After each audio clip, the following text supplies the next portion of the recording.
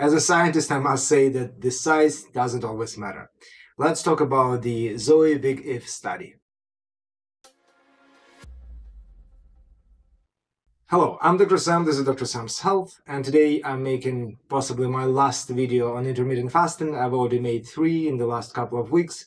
I've been talking about the benefits of intermittent fasting, about the whole idea, why it is supposed to be a good approach for weight loss, normalizing your metabolic parameters, but also about some pitfalls or potential issues with intermittent fasting, potentially people losing some lean body mass or muscle when they are following intermittent fasting protocols with longer periods of fasting, like 1 meal a day and so on. I even offered my own suggestions on how to spare muscle in my last video, and a nice, reasonable protocol for intermittent fasting that would allow you to not to regain a little bit of weight during the feeding windows and not to lose too much muscle during your fasting windows.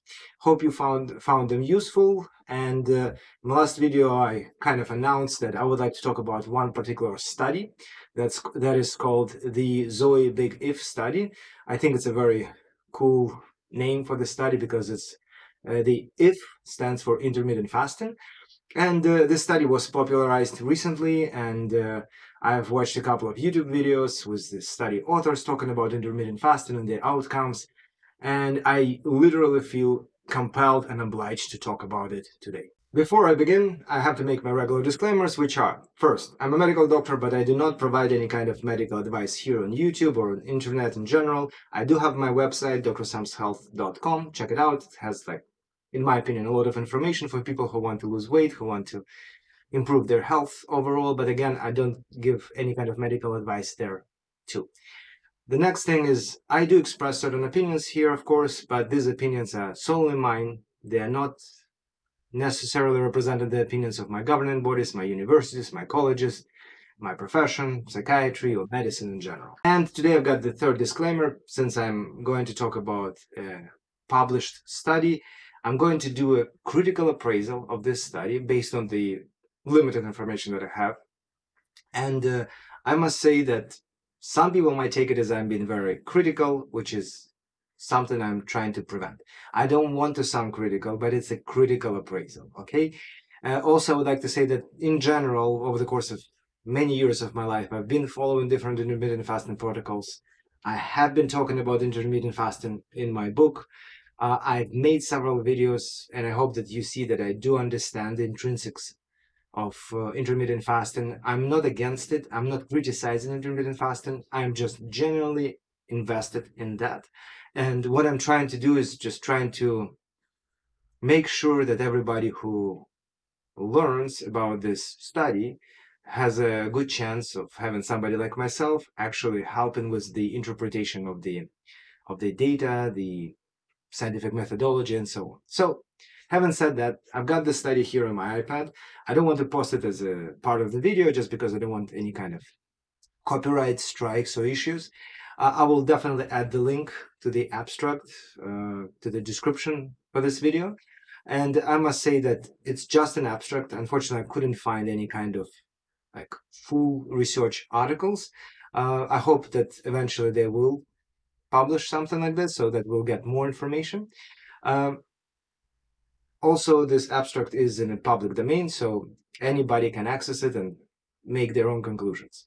So, what I have here, again, is the abstract. The title of the abstract is just some basic details so that it would be easier for you to find it.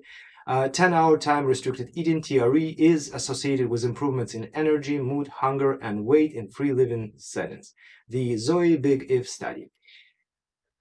They already make a claim inside of the title, which is, I guess, an okay thing. It's not a red flag.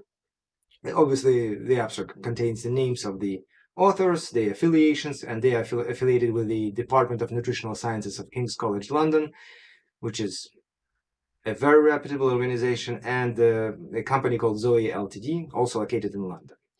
It is published in the journal called Proceedings. It's published in January 2024, so recently, but also this is the abstract. of the presentation that was presented at the 14th European Nutrition Conference, FANS 2023.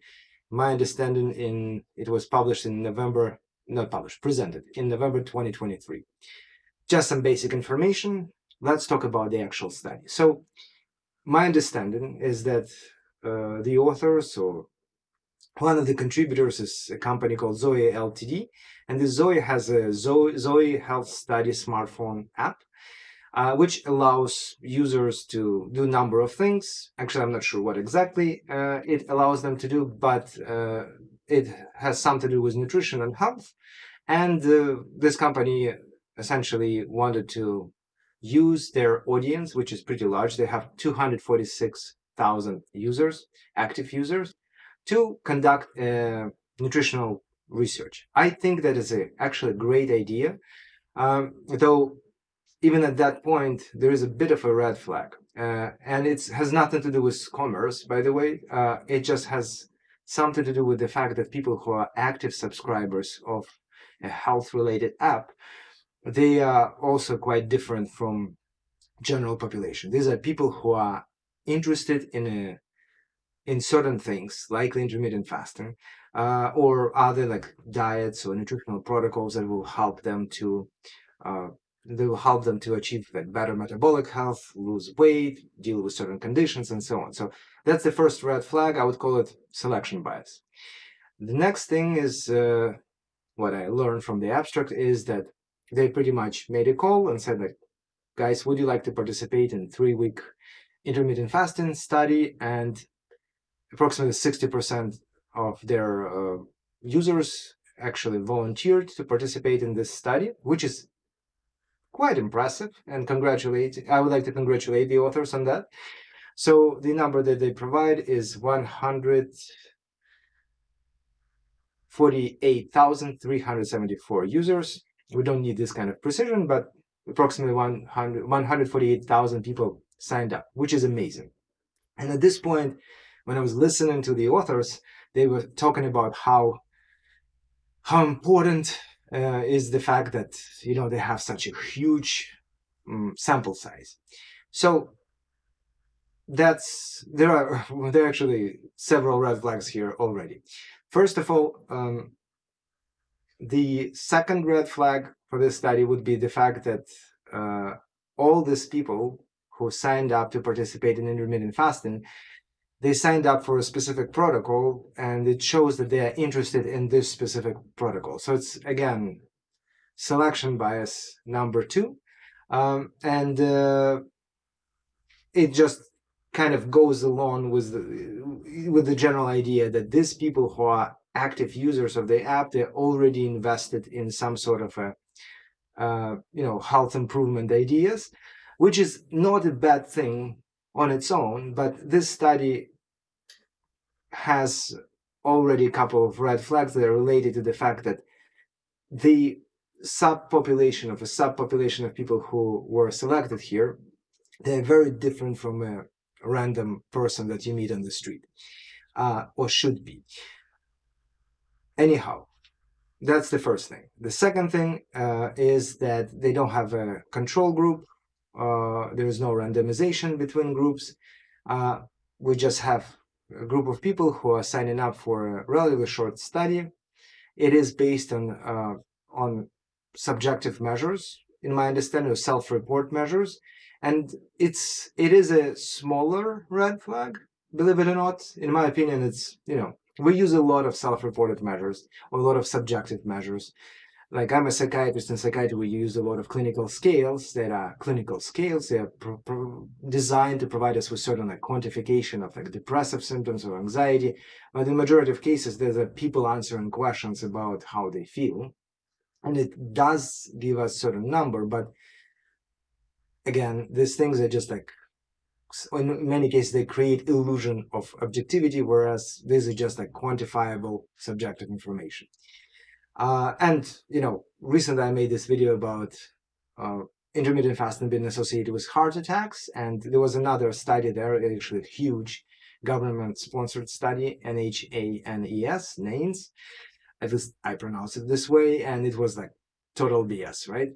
So here we got another study with subjective measures, with self-selected individuals and huge sample size. And I think that it's borderline intellectually dishonest to say that, wow, we got such a huge sample size. Honestly, size doesn't matter. And I don't mean any puns here. Scientists, you can ask any good scientist and ask them when sample size matters, and the answer will be, it only matters if sample size is not sufficient to detect the effect size that we expect. So for the vast majority of nutritional studies, exercise studies, actually even health studies with even small, but usually it's like moderate effect size, we're looking for just several hundred people split into 2-3 cohorts randomly.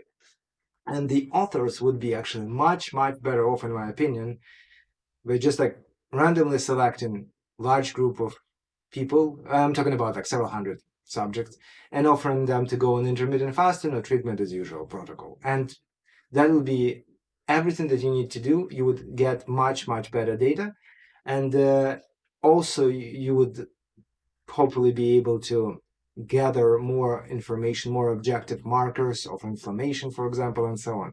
Authors it doesn't look like they did any of that here in this, at least in this abstract. It doesn't say anything. But in my opinion, boasting with the fact that you got such a huge sample size, it is nothing. It's actually a smokescreen. For any scientist, it doesn't mean anything.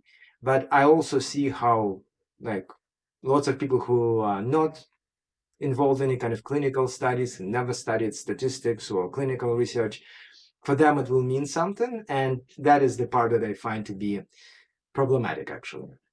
The next thing that abstract indicates is that the study duration is like 3 weeks. First week is, my understanding, is like nutrition as usual. They just tracking their nutrition, and then they have 2 weeks of intermittent fasting. For some reason, I remember that the idea of fasting window would be 14 hours and feeding window would be 10 hours.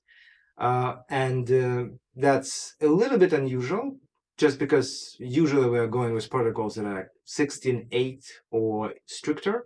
But whatever works for you, for them, works. At this point, I actually am not worried about this at all. My major concern at this point is the duration of the study. I think that 2 weeks of intermittent fasting, it's too short of a period of observation, just because there are lots of metabolic things that take, in my opinion, longer than 2 weeks to manifest. And unfortunately, I don't know why authors focused on just 2 weeks. Maybe the next fact will shed some light on this, but in my opinion, it's an adequate design already. Okay, the next item here is essentially the results.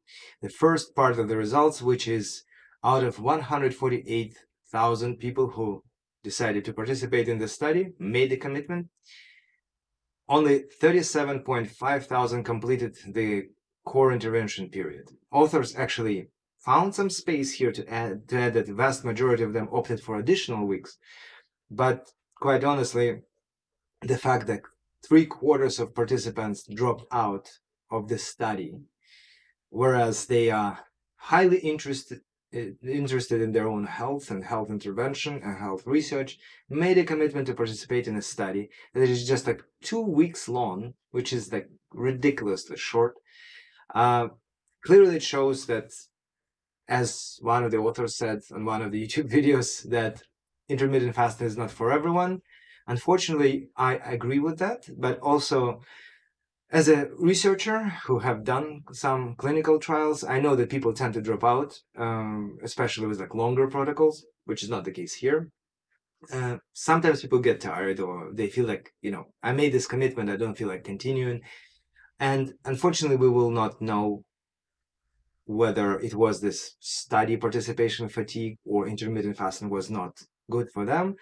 I think it's obviously an honest thing to report that 3/4 of participants dropped out, but at the same time, I think that the average person, while reading that or hearing me talking about this, will think that intermittent fasting is like inherently problematic. Okay, the next couple of things here that are published are just some parameters that I have uh, gathered from their participants who have completed the study. I must say that, I will still go through those, but at this point they do not matter, just because there are so many selection bias and red flags. So you're taking a group of people who are already subscribers of your app, who are interested in health research, making commitments, staying through this commitment. So these are people who really likely felt some benefit from intermittent fasting, and you are reporting the data on these participants. It's a very skewed, very biased set of participants or data, and I would just read out the data just for our entertainment mostly. I don't think that this data are meaningful at all at this point, just because, again, there are so many bias. Anyhow, 51% of engaged users reported a small reduction in weight over 2 to 16 weeks. Again, this is kind of odd. So the study design is you've got 2 weeks. Then turns out that a lot of people extended it for up to 16 weeks.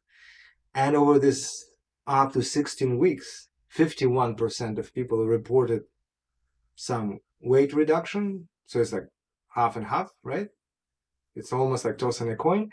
And the mean change is 1.09 kilos, or 2.5 pounds. That is actually very close to the study I was talking about in my previous video. But as I said in my previous video, losing 2.5 pounds over the course of up to 16 weeks is nothing. Any motivated person usually can lose that amount of weight in just one day, let alone 2 weeks or 16 weeks. Anyhow, I don't think that this particular result is meaningful, meaning that there is some statistical significance. But first of all, when we're talking about statistics, we have to take into consideration all the bias and red flags, and we got plenty by this time. And also the effect size, meaning that they've lost like 2.5 pounds over the course of up to 16 weeks. It's not relevant or important. As I said, anybody can lose that amount of weight in just one day if they're really motivated. They go on 24-hour fast, majority of people will actually lose that much. Then they produce some additional statistics, like, for example, the weight loss was greater in those with larger eating window changes. Please take a look at the actual abstract. The difference is in like hundreds of a kilogram. So we're talking about 70-gram difference between those with smaller changes and larger changes in their time-restricted eating window. I don't think I even have to say anything here, just like we're literally splitting hair in something that has major flaws. Then they have some additional secondary kind of measures, like practicing time-restricted eating over a longer duration was associated with higher reported energy, mood, and lower hunger.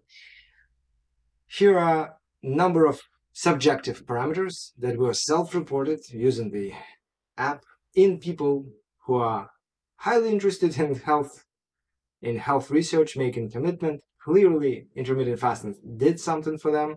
They were invested into this protocol, and all these things indicate that they are susceptible to placebo effects. So taken together, the susceptibility to placebo effects, number of design flaws, the nature of the measures being subjective and self-reported, like energy levels, how do you report it? Likely there's some sort of a scale. I think that these results are literally meaningless. So I think there is not much here to report further. Usually abstracts are quite short, and that's why I said that I hope that they will publish a real, original research article, but based on everything I'm saying, they might have some difficulties publishing it, but I hope, they will still publish an actual original research article. Conclusions. That is the part that I actually do have an issue with. So In this study, 60% of users were prepared to try TRE, which improved their self-reported health in real-world life conditions. Unbelievable. Yes, so you're reporting that 60% of users were prepared to try TRE. Amazing, positive result, right? Which improved their self-reported health in real-world life conditions. I'm sorry, why didn't you mention that 75% of the 60% dropped out? And, if you're talking about 60% of users who are prepared to try TRE, and you talk about their self-reported health, you're not talking about their self-reported health. You're talking about the self-reported health in real-world life conditions of the 1/4 of this 60% of people who actually stuck to your short protocol for 2 weeks. So I think that is already like a significant misrepresentation here. And the final statement here is people wanting to practice TRE may benefit more if their EW eating window is long at baseline and should consider consistency and the duration of time required to observe effects. That's quite a general statement. There's not much to talk about. The only thing I can actually add is that in my previous videos, when I was talking about intermittent fasting, I suggested that in order to spare muscle and lose more fat, you would be better off increasing your feeding window. And I think that somehow authors came up with a similar conclusion or recommendation. So that's pretty much everything factual about this study. To wrap it up, I would like to say that it's one of the sensationalist things that people are talking about, like the largest study. And I hope that you see my standpoint as an actual clinician and scientist, that, the size doesn't really matter if you've got a very poor study design. I'm literally trying to avoid certain words with my next statements, but the study design is actually quite poor, to the point there are so many bias that the actual outcomes, they are meaningless. Plus, the study itself showed that a lot of people cannot follow intermittent fasting protocol or a study protocol. So again, we don't know that. Even if they follow, there are some mild improvements that might be even like statistically significant, but they are clinically meaningless. Having said that, I would still congratulate the authors on running this study. I love all kinds of studies, to be honest, no matter how flawed they are. I don't think that this study will or should generate any kind of traction in the scientific world, but I hope that it will be one of these hypothesis generating initiatives. So, they have done this poorly conducted study. They have some ideas floating in the air, and they cannot actually back these ideas or conclusions with hard science, but it will pave the way for future research. And actually, the only thing that is supported by hard facts in this study is that intermittent fasting is not for everyone. So 3/4 of people who try a very short protocol drop out. Those who actually stick to intermittent fasting, maybe due to placebo effects, they tend to stay longer. But that's the only thing that actually this study can assert or back up with hard facts. So that was everything I had to say about this study, about this publication. Again, I will add the link to the description. Please share your thoughts. I hope I didn't sound too critical, though I know that it was critical enough.